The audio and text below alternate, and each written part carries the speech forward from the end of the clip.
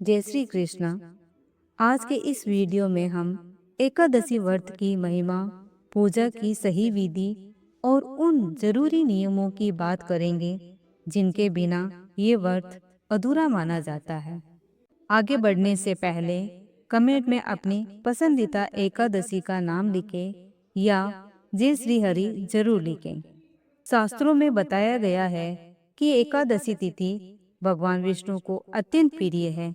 इस दिन व्रत रखने से न केवल हमारे इस जन्म के पाप धुलते हैं, बल्कि हमारे पूर्वजों को भी मोक्ष की प्राप्ति होती है।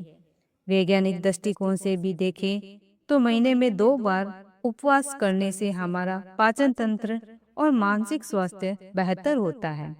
एकादशी का व्रत केवल एक दिन का नहीं, बल्कि 3 दिनों का नियम है।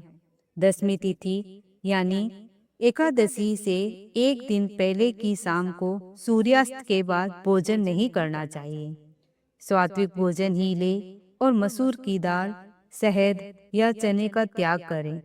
रात्रि में ब्रह्मचर्य का पालन करें ताकि अगले दिन आपका मन शुद्ध रहे।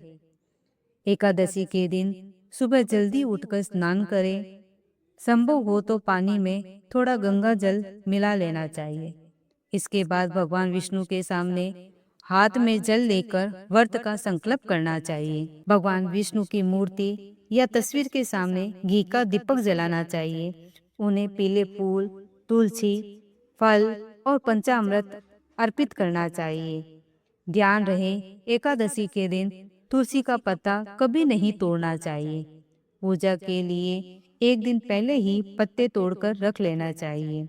दिन भर ओम नमो भगवते वासुदेवाय मंत्र का मानसिक जाप करें और एकादशी की व्रत कथा जरूर सुननी चाहिए। इस दिन चावल खाना पूरी तरह से वर्जित है। इसके अलावा प्याज, लहसुन और अनाज का सेवन नहीं करना चाहिए।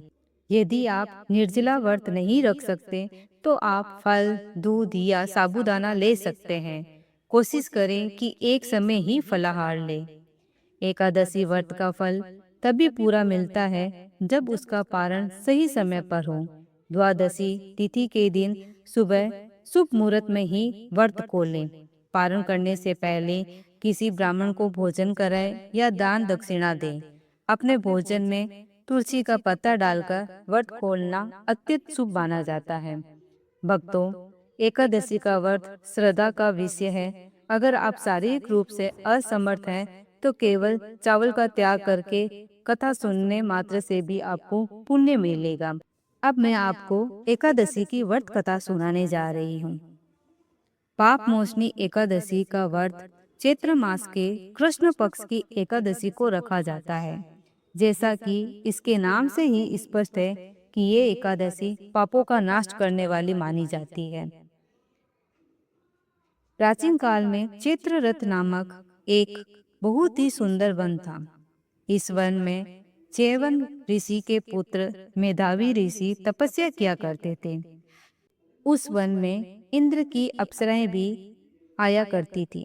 एक समय की बात है, मंजुगोसा नाम की एक अत्यंत सुंदर अप्सरा ऋषि मेधावी को देखकर उन पर मोहित हो गई। उसने ऋषि को अपनी ओर आकर्षित करने के कई प्रयास किए, लेकिन ऋषि अपनी तपस्या में लीन रहे। जब मंजुगोसा ने कामदेव की सहायता ली, कामदेव के प्रभाव और मंजुगोसा के मधुर गायन से ऋषि मेधावी की तपस्या भंग हो गई। मंजुगोसा के सौंदर्य में ऋषि इतने खो गए कि उन्हें समय का भान भी नहीं रहा। वे कई वर्षों तक मंजुगोसा के साथ रहे।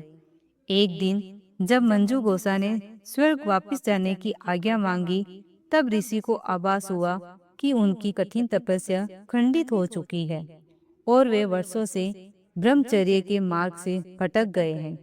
अपनी तपस्या भंग होने का दोष ऋषि ने मंजुगोसा पर मंडा और क्रोध में आकर उसे पिशाचिनी होने का श्राप दे दिया। श्राप सुनकर मंजुगोसा ऋषि के पैरों में गिर पड़ी और क्षमा मांगते हुए इस पाप से मुक्ति का उपाय पूछने लगी।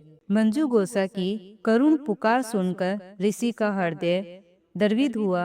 उन्होंने मुक्ति का मार्ग बताते हुए कहा, हे सुंदरी, चित्र मास के कृष्ण पक्ष की पाप मोचनी एकादशी का व्रत करने से तुम्हारे समस्त पाप नष्ट हो जाएंगे और तुम पुनः अपने वास्तविक रूप को प्राप्त होगी। मंजू गोसा को मार्ग बताने के बाद मेधावी ऋषि अपने पिता च्यवैन ऋषि के पास पहुंचे।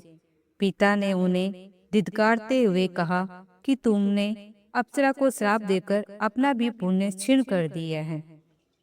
तब च्यवैन ऋषि ने मेधावी को भी स्वयं की शुद्धि के लिए पाप मोचनी एकादशी का व्रत करने की सलाह दी।